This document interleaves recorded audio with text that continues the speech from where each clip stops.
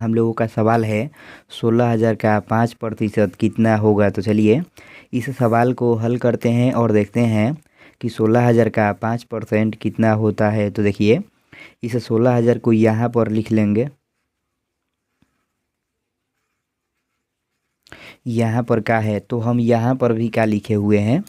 तो इसका का अर्थ होता है गुणा, इसलिए इसका के लिए यहाँ पर गुणा का चिन्ह दे देंगे और इस 5 को यहाँ पर लिख लेंगे।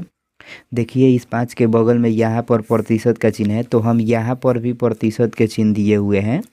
तो इस प्रतिशत के चिन्ह का अर्थ होता है 1/100, इसलिए इस प्रतिशत के चिन्ह के लिए इस 5 के गुणे में 1/100 लिख लेंगे। कुछ इस तरह से ऐसे ही आप लोगों को भी लिख लेना है।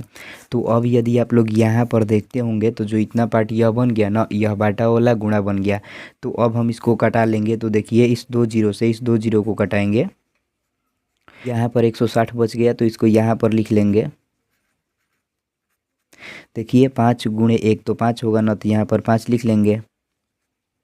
अब इस 160 में इस 5 से गुणा करेंगे। तो देखिए गुणा करने का सबसे आसान तरीका, यहाँ पर एक जीरो है तो यहाँ पर एक जीरो बैठा देंगे। अब देखिए अब इस 5 से इस 6 में गुणा करेंगे तो 5 छके कितना होगा 30, तो 30 का जीरो लिख लेंगे और हासिल 3 हो जाएगा।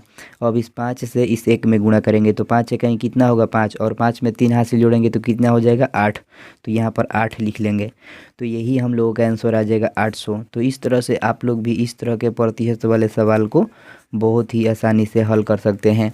आप लोगों को हम जानकारी के लिए बतला दें कि आप लोग इस सवाल को इस तरह से भी समझ सकते हैं कि 16,000 रुपये का 5% कितना होगा। तो जब हम लोग 16,000 रुपये का 5% निकालेंगे तो यही 800 रुपये आएगा।